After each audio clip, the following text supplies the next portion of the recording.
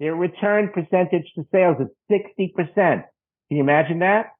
Fashion's normally 24, and overall, I think it's like 16 and a half or something like that. So if you can reduce that, you're going to make more money. You're going to reduce all the costs that are involved with packing and picking and shipping. Yeah. And then when you get it back, you've got to, figure out what you're going to do with it. Growing a business requires a holistic approach that extends beyond sales and marketing. This approach needs alignment among people, processes, and technologies. So if you're a business owner, operations, or finance leader looking to learn growth strategies from your peers and competitors, you're tuned into the right podcast. Welcome to the WBS Podcast, where scalable growth using business systems is our number one priority. Now, here is your host, Sam Gupta. Hey everyone, welcome back to another episode of the WBS Podcast. I'm Sam Gupta, your host and principal consultant at the independent ERP and digital transformation consulting firm Elevate IQ. While everyone would talk about the importance of understanding your customers, it's even more critical when working with stressed and distressed businesses. Most CEOs, when they are given an assignment for fixing a distressed business, they all start with evaluating their team. But then what really moves the needle is the deep understanding of the customer and crafting strategies around that. But even that is not enough, as you would need enough liquidity to ensure that you have enough time before the transformation efforts can pay off. In today's episode, our guest, Michael Appel, discusses these restructuring and turnaround strategies for retail businesses. He also discusses several stories where he was personally involved in turning around large retail businesses. Finally, he discusses the importance of building the right team and deep understanding of customers for the successful turnaround of the business. Let me introduce Michael to you. Michael Appel is a seasoned executive with over 50 years of experience in the retail industry. As the managing director at Getzler, Henrik and Associates, he leads retail practice for the firm. He can talk about financial results, technology strategies, and the importance of technology in retail today. With that, let's get to the conversation. Hello, hey Michael, welcome to the show. Hi Sam, great to be with you. And I am so excited to have you as well, because the kind of stories, and we were discussing this in pre-show, they were so fascinating. So I'm super excited for that. But just for my audience, if they might not know you, do you want to introduce yourself and just share what you are focusing on these days, Michael? Sure, absolutely. I'm the head of the retail practice at Getzler Henrik, which is a restructuring firm that's based in New York that's owned by Hilco Global. Yeah. And what we do is we work with healthy, stressed, and distressed retail companies. I like it. All right. And lots of stories about that historically and right now. Yeah. And we have a great dedicated retail team that works with our clients. Yeah. Either in terms of bricks and mortar, omni-channel, e-commerce, and on the vendor end as well, people who sell to retailers. And Getzler's been in business for 55 years, and we have a wonderful history of working collaboratively with our clients to either help them do better or to assist them in situations that are more stressed. Okay, perfect. So we are going to have so much fun digging into those stories, I guess. But before we do that, we have one of the standard questions that we ask every single guest. And that is going to be, Michael, your perspective on business growth. Okay. Well, in terms of business growth, I mean, I think, this could go on forever, but basically, when you're talking about retail, which is 70% of GDP, as goes the economy, as does go retail. But within that, all right, there are, what we've seen more and more are winners and losers. All right. This bifurcation of performance. And I think that when you look at the people that are winning, when we're talking about growth, those people in the retail business are, number one, they have a deep understanding of their customer, number one. Number two, they really are focusing on utilizing technology to drive business results. And I think that if you're in the retail business today, if you're not doing that, then you're going to be left behind. And you can see that with the performance of the players. And the thing about it is that it's very unforgiving, right? Because consumers today have so much more knowledge. Yep. And so, in some ways people say, well, they're driving the bus. Well, but for a company to drive growth, you've got to be able to really drive the bus with them. All right. And really understand what they want, deliver the service or the product in a way that makes sense for them. And so, it's never really changed, but I think today retailers have many more tools that they can use in their arsenal if they choose to use them. Yeah, very interesting. So we are definitely going to talk about some more stories from the restructuring perspective, and we are going to figure out if they were riding the bus or not, and you have figured out, how to make them ride the bus, right?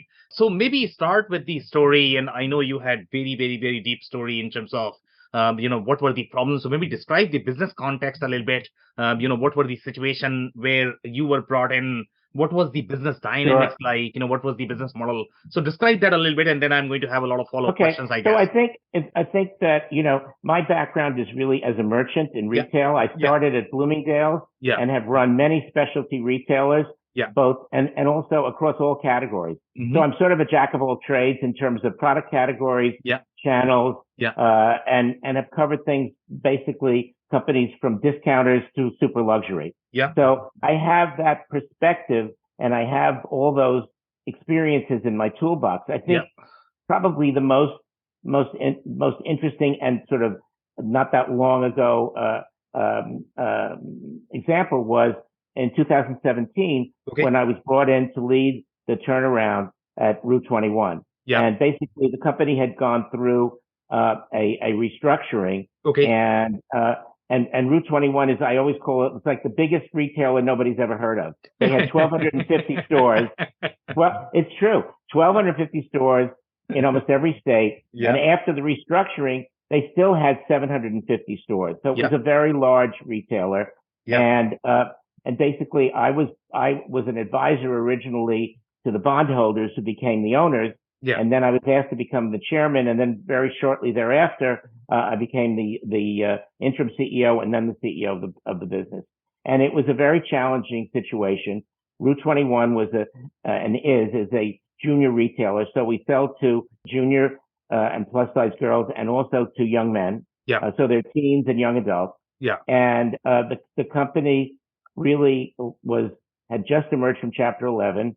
And when I took over, I looked at what's your playbook. Okay. The playbook is always the same, really. In a company that's been restructured or is stressed. And that is, what do I look at? Okay. The first thing is understanding the customer. Okay. You would think that that's something that every retailer would have. In the case of Rue, this huge company had no consumer research. So the first thing we did was to do a very deep segmentation study so that we could understand who the different customer segments were. And, sort of old time retailers will say, well, I know who my customer is. Well, you know what? It's not just one customer. You have different customer segments that behave differently. And you need to understand that in order to inform your strategy. So the first thing we did, and this was done in parallel, all right? Because when you're doing a turnaround, you can't do it in a linear fashion. You have to do many things at the same time. So things that, so A, understand the customer. B, really, and that will inform your strategy. Then you have to look at your the talent and say, do I have the team that has the talent to be able to execute against the strategy that's been developed? All right. And then of course, people don't think about it as much as they should. But you can't do any of this, all right, without liquidity. So you really, when you're doing a turnaround, your number one focus, all right, while you're doing everything else, is making sure that you have enough liquidity to buy you the time you need to turn around the business. All right.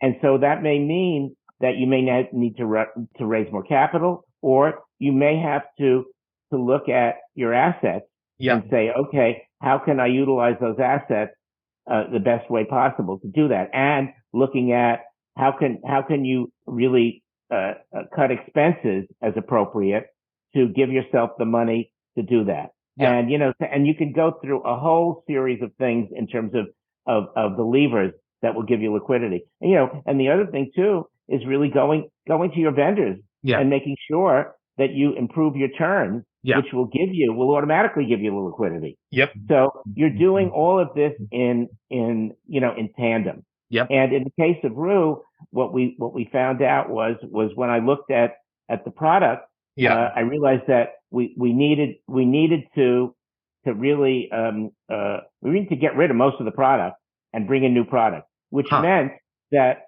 and that was in September, right after back to school. Yeah. And that meant looking at sourcing and how long it takes to do that. Yeah. That we needed to be able to come out to the other side and get traction next back to school, next July. So in order to do that, when we're talking about liquidity, what we did was we decided, okay, we're going to run the business for cash. We're not going to run the business to maximize sales. Okay. That was a very specific part of our strategy. Okay. And so, some of the things we did, including, cutting expenses and renegotiating leases, which had just been renegotiated because we felt there was more opportunity there. Yep. Okay. Was really, in terms of expenses, making sure that we had the right organizational structure. Yeah. Making sure that we were buying the right, product in the right quantity. And also one of the things we did was we canceled a lot of forward orders because we said, why are we going to bring this stuff in when we know that it hasn't been selling, right? Yeah. So we had to do that. Okay. And in order to do all those things, I had to make sure that I had the right team to do that. And that required me actually to, you're evaluating, as soon as you get in there, you're evaluating your team, right? Yeah. And any CEO worth their salt is going to do that, but also will realize that, as a CEO, you can't do it all yourself. Okay. Yep. So you've got to have the right team. Yep. All right. Who can execute. And so we ended up keeping some very good people. Yeah. Our supply chain guy was really good and some other people were really good. But we had to change courses in terms of the chief merchant and the chief marketer. Yeah. Because we knew that they were not going to take us to the promised land. Yeah. And we were able to bring in people who could do that and very quickly. So we were doing all these things all at the same time. Yeah. But that's what you have to do. And the other thing that we did that was really critical to the company's turnaround was we brought back to the company a gentleman who had been the head of planning and allocation. Yeah. And he had gone to another company and wanted to come back to Pittsburgh where the company was based. Yeah. But he had gotten, in the meantime, a PhD in data analytics. Perfect. So he was on the cutting edge of all these things that are going on from a technology perspective. Yeah. And so he said, I'll do it, but I want to have IT as well as planning and allocation. And I said, great, because both of those positions were empty at that point anyway. So, but I knew that he really was a brilliant guy. Yeah. And again, within a week, he had been at the company before. So he really understood the company. He understood the company's DNA. Yeah. And that's very important because I think some of the things that people forget about is you see this. I saw this at Bed Bath & Beyond. New CEO comes in and he gets rid of the entire C-suite. And so there's no DNA, right? Yeah. He hires people that are gonna tell him what he wants to hear as opposed to what he needs to hear. Yeah. Okay. And that's really, that's really, really important. So this guy, wonderful, terrific guy, came in, and within a week he came into my office. Yeah. And he said to me, "We're going to have the worst Christmas you can imagine." Okay. But it's not going to start until Black Friday. And so, we have to, you need to know that. Yeah. Because that's going to influence a lot of the way we run the business. Yeah. Okay?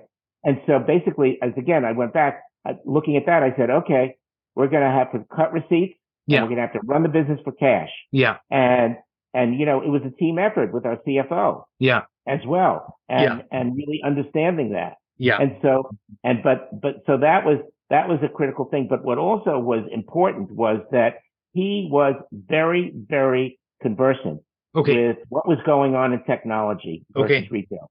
And we did a lot of very innovative things as part of running the company that really were responsible for the turnaround.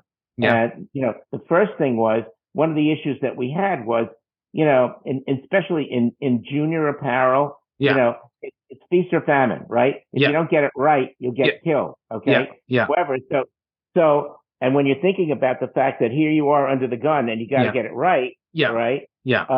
What he introduced us, the company to, was a company called First Insight, which does digital testing of products. So instead of the usual way that retailers test product, which is they'll bring in a test quantity, right? Then they'll see if it sells. Then they'll place a big order. You can, if you put together groups of your customers that have a history of choosing the winners, all right? You can then put product before them, and their ratings are directly aligned with how the product's going to sell. So what you would do is you'd bring in the new product you were thinking of, the panels that had been chosen by through gamification and doing all sorts of things to get to see that they knew how to pick the winners, right? Because we could go back and have them test that. So we'd bring the product in front of them, and there was a direct correlation between high scores and how the product would do, and at the same time, and this is equally important, there was a direct correlation on low scores and things you shouldn't order. So it's not only picking the winners, it's not buying the losers. All right. And you could do that. And the other thing was that you could do this. You could put product in front of the customers, and you get the results in 48 hours. So you were cutting down the supply chain dramatically. And you were taking this whole testing process and, making it much faster. And that's more and more important, because the closer you can be to your consumer today, especially in fashion, that's critical in terms of performance. Because consumers have access to all the information, to all the trends. And so you want to be up there with them. So that was one of the really important things that we did. Another thing that we did that was really critical was we realized that our customer was a lower income customer.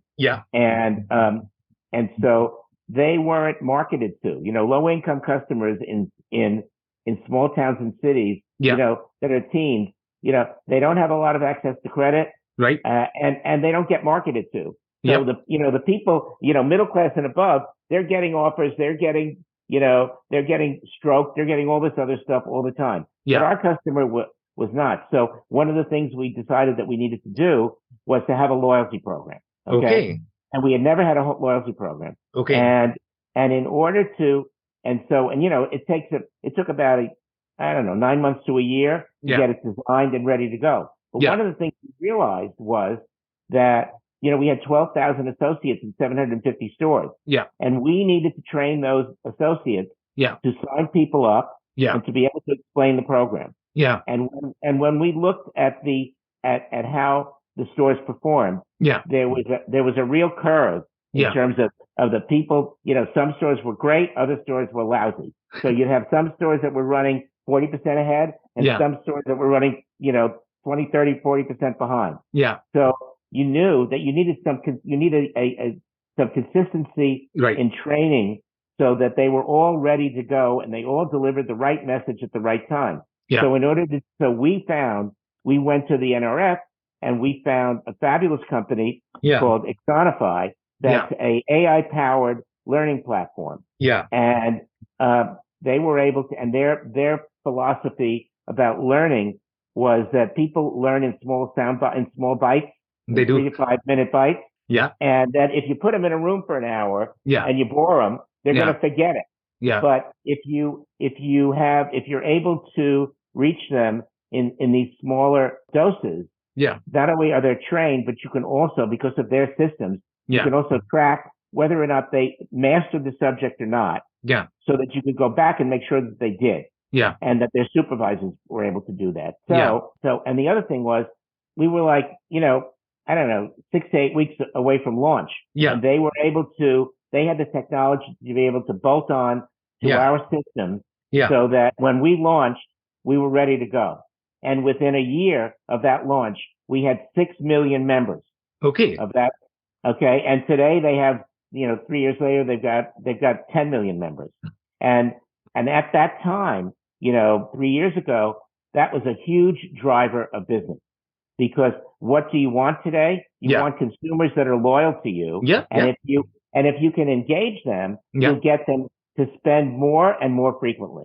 Yeah. And so that was another example of technology. Another example of technology was we were the second company in the United States after H&M to do Klarna, which was, one of these payment systems. That started, which, 5 years ago, nobody even heard of these things. And now it's the new automated buy now, pay later. Right. And that was particularly important for our customer because our customer had limited access to credit. Yeah. So this enabled them to have more credit and buy more and buy more frequently. And all of those things, were a contributor in addition, to having the right people and having the right marketing and making sure the stores look great and also looking at where was an opportunity. When you're talking about business growth, we saw that there was a very big opportunity in our customer base to grow our plus size junior business. Okay. Yeah. And that when you look at the behavior of young people today, all right, the plus size, teenager wants the same exact merchandise that her slimmer sister has. They don't view themselves any differently. Yeah. And so that was a big undertaking that we had to grow and develop that business. Yeah. And that also contributed to the growth of the business. So when you look at all of these things, you're saying, okay, there's lots of different pieces to this, right? Yeah. But you put it all together. Yeah. All right. Yeah. Always keeping in mind the understanding of the customer. So, and then, another example was when we did our segmentation research. Yeah. We found that there were two customer segments. Yeah. That were the ones that we really wanted to focus on. Yeah. And one of those segments was a gallery guy who was very secure in their fashion choices. Yeah. They knew what was going on. They knew what they wanted. Yeah. They knew how to put outfits together. You know, they just wanted a store that was easy to shop. Yeah. And where they could, pick and choose what they wanted and be able to talk to the salespeople, if they needed it. All right. So that was one customer, that fashion secure customer. Yeah. The other customer who was also very interested in fashion was much less secure in her choices. Yeah. So she would go online and do a lot of research. Yeah. And then, she'd like to go in the store and be helped. And also we found out that she wanted to have outfits put together for her. She wanted to see the whole look. Yeah. And one of the things that we discovered, what we realized in our stores was we had very few mannequins. Okay. And so what we did was, and this is when we were scrounging around for money, right? Yeah. We took a group of test stores. Yeah. And we bought used mannequins. All right. That were, a lot of people are always going out of business. So you could always buy mannequins and fixtures and things like that at a great price. Right. Yeah. Yeah. And so we put like between 30 and 50 mannequins in a store. Yeah. And what we found was that was also served as a silent salesperson, right? Yeah. Because that customer would come in and it could be the fashion secure person, or it could have been the gal or guy that needed more help. And they look at that mannequin and they say, I want that outfit. Okay. Yeah. So all of a sudden, you're not selling one piece, you're selling 3 or 4 or 5 pieces in that regard. Yeah. Okay. Yeah. So, and and so we tested it and then we rolled it out. Yeah. And that was tremendously successful. Yeah. And then another thing that, as a merchant, what you look at is okay, what categories are the category drivers for your customer? Yeah. And for us, our customers were teens, right?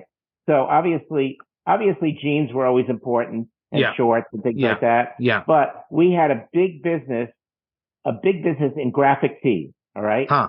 And when you think about that, it's not expensive. It's fun. Yeah. And kids love it. Right. Yeah. And so what we did was we said, okay, we are going to explode that business. Yeah. And we are both for gals and for guys and for plus. Yeah. And we worked with our vendors. Yeah. And we really started to, make sure that we had everything covered. Okay. Yeah. It could be sayings. It could be prints. It could be embellished. It could be music. Yeah. Okay. All of those different things. Yeah. And what we did in the store is we took the wall, a big wall behind our register. Okay. Yeah. And we did a whole wall of graphic tees. Yeah. That it like knocked their socks off when they walked into the store, and they understood that we were in that business. Yeah. And then we made sure that we had the right fixturing, so that became a really big business because, when people go in to buy, all right, that's a perfect impulse item because it's not very expensive. Yeah. And kids always they see something and they say, wow, I have to have that Rolling Stones t-shirt or Taylor Swift or wildflowers or like butterflies. Butterflies were a big thing. Okay. Yeah.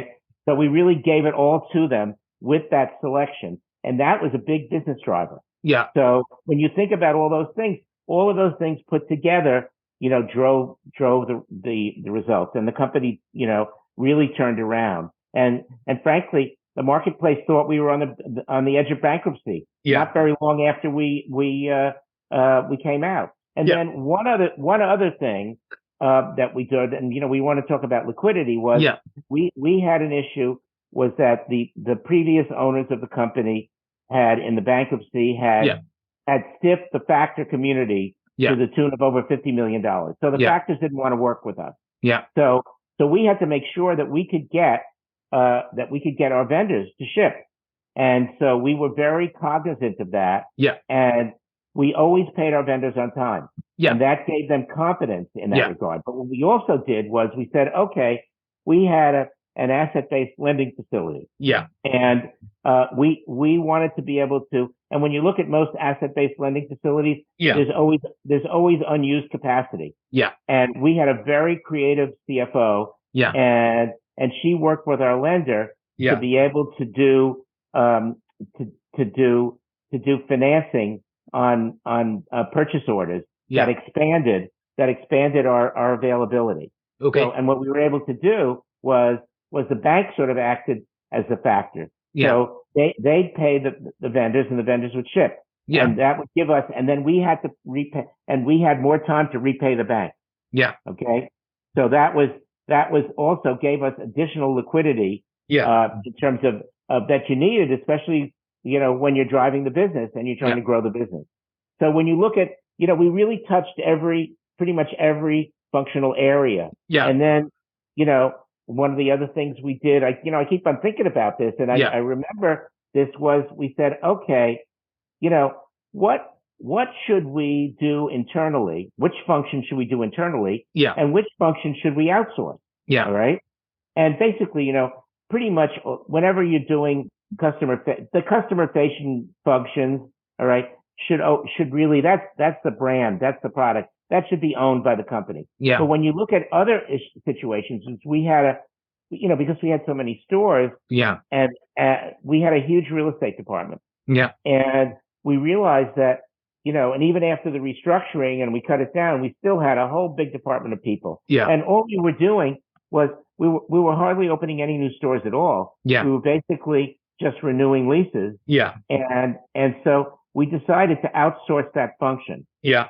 And that not only reduced our expenses, our fixed expenses, but also the company that we outsourced to was incentivized to get, to really get the lease costs down. Yeah. And so we were able to save a lot of money on rent. Yeah. Even though another that had been done once before by the internal company. Yeah. But there was even more there in that regard.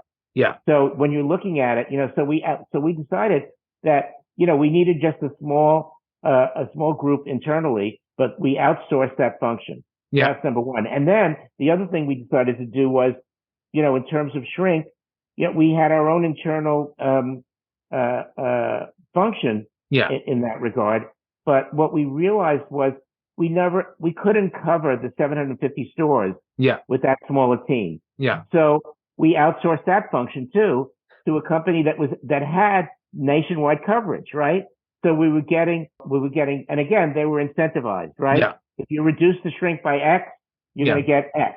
Yeah. So it's a win-win proposition. So we're able to do that as well. Yeah. And because, shrink today, everybody talks about business growth. Yeah. But let me tell you something. Yeah. One of the big problems that retailers are facing today is shrink. And, it's in the news, when you're talking about a gang went into Nordstrom the other day and stole $150,000 worth of stuff. Yeah. But in reality, most of the shrink is internal, right? Yeah.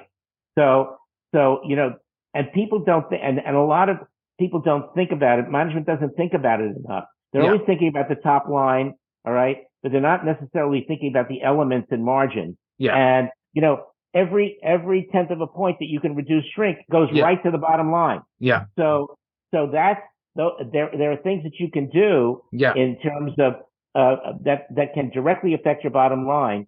And in today's marketplace, you're talking about growth. Growth isn't so easy to come with, right? Yeah. Yeah. And because consumers are still spending, right? But they're being much more discriminating with how they spend their money. And for example, at Getzler, we have a lot of clients, and one of the things we say to them is, you're looking at the revenue line, but remember, okay, e-commerce growth is not going to be the way it was. Okay.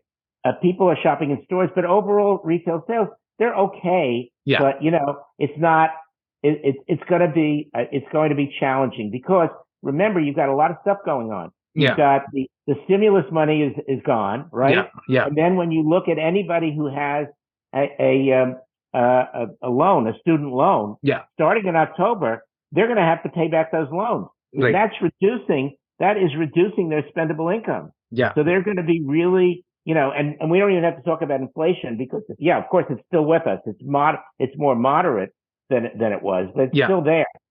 So you have to figure out, what are the levers that you can use to affect profitability. So when you're talking about growth, are you talking about growth in revenues or are you talking about growth in EBITDA, right? Well, as far as investors are concerned, they want both, of course. Yeah. If you're in a challenging period and you think growth is going to be very moderate, low single digits, you can still grow your bottom line by paying attention to all of these different aspects of running the business. So at Getzler, one of the things that we've been talking to with our clients, especially in e-commerce, is the whole issue of free shipping and returns. Okay. Yeah. And let me tell you, that can have being able to reduce the amount of free shipping and reduce returns can have a very big effect on your bottom line. Yeah. And there was just an article. There's an article today or yesterday in Women's Wear about Revolve. Yeah. Revolve was talking. Revolve said that they get their return percentage to sales is 60%. Can you imagine that? Fashion's normally 24, and overall, I think it's like 16.5 or something like that. So if you can reduce that, okay, you're gonna make more money. You're gonna reduce all the costs that are involved with with packing and picking and shipping, and then when you get it back, you've got to figure out what you're going to do with it. Yeah. So you've got that, and then the other issue is returns. If you make it too easy to return, you're going to get too many returns. And the fact of the matter is that every business has a different model. Yeah. But if you look at it, you'd be surprised. Yeah. We work with our clients and we said, you know what?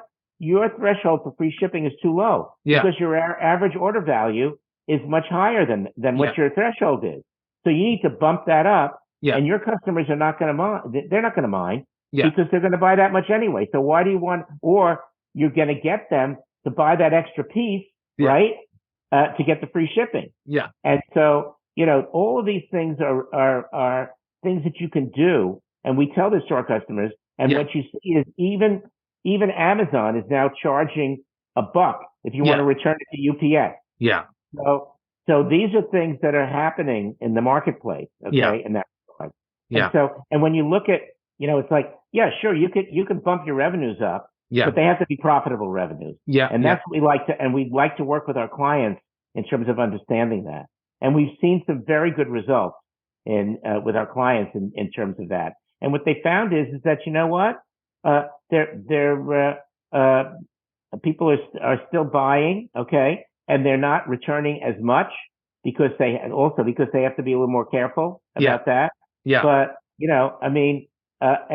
so there's lots of opportunities out there in terms of working, retail is working in both in like, you can drive growth by doing certain things, but also you want to protect profitability. All right. And you want to make sure that you're also, you have the liquidity that you need to continue to be in business and grow your business.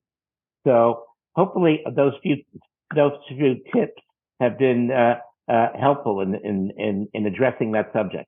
Oh, definitely. Most certainly. I mean, there is a lot to unpack there, I guess. And I guess we have now run out of time. So the only thing we can take right now is probably going to be your closing advice. The closing advice is that, you know what? Retail's here to stay. All right.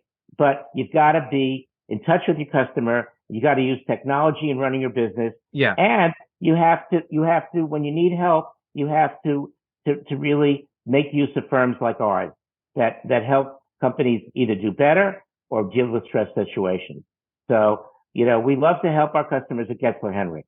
Okay. And I'm happy to talk to anyone. And you can reach me directly at 917-789-3615 or at Appel, Mappel at GetzlerHenrik.com. Okay, amazing. Thank you so much for your time. And, just for my personal takeaway from this conversation is that understand your customers. I guess that's where the trick is. So make sure you really do. On that note, Michael, I really want to thank you for your time. This has been a powerful episode. Great. Thank you so much. Thanks, Sam. It's a pleasure. I cannot thank our guests enough for coming on the show, for sharing their knowledge and journey. I always pick up learnings from our guests, and hopefully you learned something new today. If you would like to learn more about Michael, head over to GetzlerHenrik.com. It's GetzlerHenrich.com. Links and more information will also be available in the show notes. Also, don't forget to subscribe and spread the word among folks with similar backgrounds. If you have any questions or comments about the show, please review and rate us on your favorite podcasting platform or DM me on any social channels. I'll try my best to respond personally and make sure you get help. Thank you, and I hope to catch you on the next episode of the WBS Podcast. Thank you for listening to another episode of the WBS Podcast. Be sure to subscribe on your favorite podcasting platform so you never miss an episode. For more information on growth strategies for SMBs using ERP and digital transformation, check out our community at WBS.rocks. We'll see you next time.